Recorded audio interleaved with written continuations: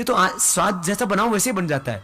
मैंने देखा पूरी दुनिया में, भारत और आस पड़ोस के एक दो देश को छोड़ दिए, पाकिस्तान अफगानिस्तान जो हमारे ही थे, इस भारतीय महाद्वीप को छोड़ करके दुनिया में कई लोग मिर्च ज्यादा नहीं खाते, लेकिन हम लाल मिर्च भी खाते हैं, हरी मिर्च भी दबा के खाते। ज्यादा हरी मिर्च भी ठीक नहीं होती है, और लाल मिर्च तो खानी ही नहीं चाहिए। लाल मिर्च का और फिर अचार खाते हैं, आम का अचार खाते हैं, ये सब बेकार होते हैं। कुछ चीजों को बिल्कुल नहीं खाना चाहिए, उनसे बचो। खैर, मैं बात कर रहा था जैसे कुछ चीजें बिल्कुल नहीं खानी चाहिए। किडनी के रोगियों को दाल नहीं खानी चाहिए, किडनी के रोगियों को दाल नहीं खानी चाहिए। जिनको स्किन की प्रॉब्लम है उनको बैंगन, बैंगन से स्किन रोग बढ़ता है। बैंगन, सूरण, जिमीकंद होता है ना, वो अरबी, ये एकदम स्किन डिजीज को इंक्रीज करते हैं।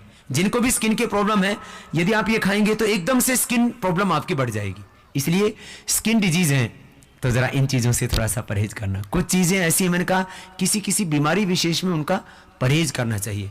और प्रेग्नेंट लेडीज को तो बैंगन नहीं खाने चाहिए, क्योंकि प्रेग्नेंट लेडीज यदि बैंगन खाएंगी ना तो बच्चे फिर बैंगन जैसे पैदा होंगे,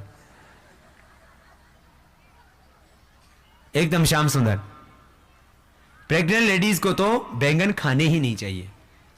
हरी सब्जियां, फलों का जूस, दूध, थोड़ा सा बादाम, चावल, ऐसी चीजें खानी चाहिए उसको। तो प्रेग्नेंट लेडीज के बारे में भी एक दो बातें मैं बताना चाहूंगा। यदि आप पवित्र आत्माओं का आह्वान करते हैं तो आपके घर में पवित्र आत्मा ही आती है। जैसे आत्माओं का आह्वान करते हैं वैसी आत्माएं आपके घर में जन्म लेती हैं। उसको गर्भाधान संस्कार कहा जाता है। फिर जब बच्चा घर में पल रहा होता है उस समय पुंसवन और सीमंतोन्नयन संस्कार किया जाता है बच्चे के शारीरिक और बौद्धिक विकास के लिए। जब बच्चा पैदा होता है तब जातकर्म संस्कार किया जाता है और बच्चे के कान में बोला जाता है ओम वेदोसी। सब बोलेंगे मेरे साथ में, क्या बोला जाता है? ओम वेदोसी, ये मंत्र है, बच्चे के कान में बोलना। और बच्चे की जीभ पर क्या लिखा जाता है? ओम। सोने या चांदी की सलाका से मधु के साथ लिखा जाता है। ये कईयों का तो ये किया हुआ होगा, संस्कार नहीं किया था तो आगे से कर लेना। इसको जातकर्म संस्कार बोलते हैं। उसके बाद फिर निष्क्रमण संस्कार है, नामकरण संस्कार है, यज्ञोपवीत संस्कार है, चूड़ाकर्म संस्कार है, वेदारंभ संस्कार है, अन्नप्राशन संस्कार है। ये 16 संस्कारों की परंपरा है। तो महर्षि स्वामी दयानंद की एक पुस्तक है, उसका नाम है संस्कार विधि। मैं चाहूंगा बहन, बेटियां, माताएं उस पुस्तक को जरूर पढ़ें, जिससे कि आप दोबारा से इस धरती पर रामकृष्ण, बुद्ध, महावीर, गुरु नानक देव और भगत सिंह जैसी पवित्र आत्माओं को धरती पर जन्म दे सके। ऐसी आत्माएं इस धरती पर आना चाहती हैं, लेकिन हम उन आत्माओं का आह्वान ही नहीं कर पाते।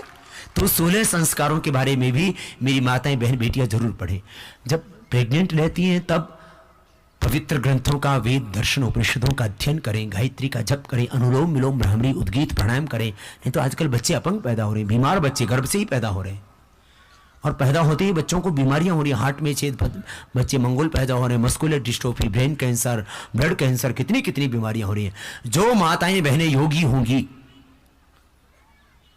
योगी मां को रोगी बच्चा पैदा नहीं हो सकता। खैर, ये माताओं के संदर्भ में 16 संस्कारों की बात थी। वापस मैं अपनी बीमारियों पर आता हूं। मैंने कहा कुछ बीमारियों में कुछ चीजें नहीं खानी चाहिए। जैसे जोड़ों में दर्द है तो दही, छाछ, नींबू, अचार, टमाटर नहीं खाना चाहिए।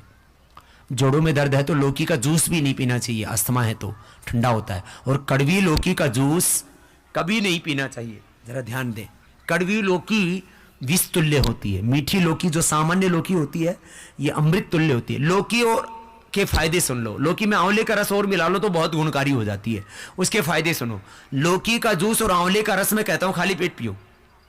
तो अभी थोड़ी महंगी है लौकी, थोड़ी दिनों के बाद सस्ती हो जाएगी, बरसात थोड़ी सी आएगी 1-2 महीने के बाद। अभी गर्मी के सीजन में थोड़ी महंगी मिलती है क्योंकि पैदावार थोड़ी कम हो जाती है। तो लौकी का जूस और आंवले का रस पीने से बालों की ग्रोथ अच्छी होती है, बाल झड़ने बंद हो जाते हैं। 1 सप्ताह में ही लौकी का जूस, आंवले का रस मिला के पियो। 1-2 महीने के अंदर ही लौकी का जूस, आंवले का रस पीना, अनुलोम विलोम करना, आंखों का चश्मा उतर जाएगा। यदि पिंपल्स हैं तो 8-10 दिन के अंदर ही पिंपल्स खत्म हो जाएंगे, क्योंकि पेट की, शरीर की खून की गर्मी ही चेहरे पर फुंसियां लाती है, जिनको पिंपल्स कहते हैं, मुहासे कहते हैं, कील कहते हैं। ये खत्म हो जाएंगे 1 सप्ताह में, 10 दिन में ही लौकी का जूस, आंवले का रस पीने से।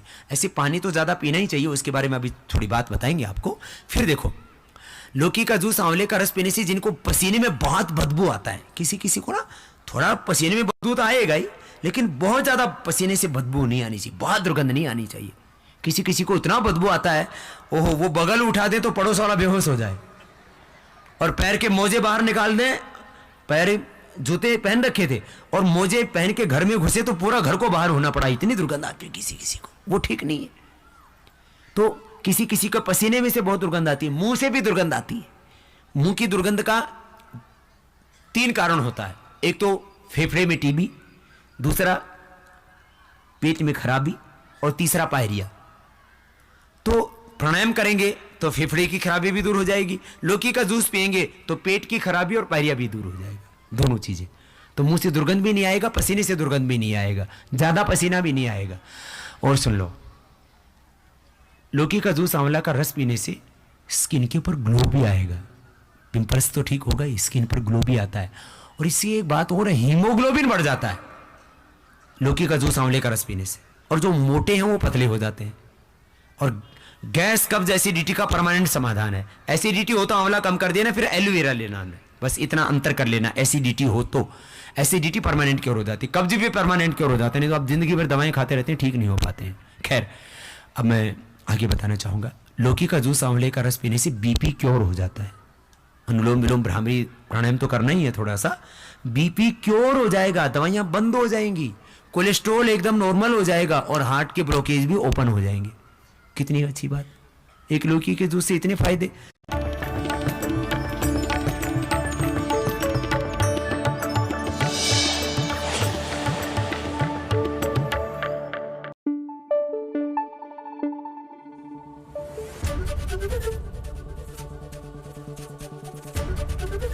एबीपी न्यूज आपको रखे आगे।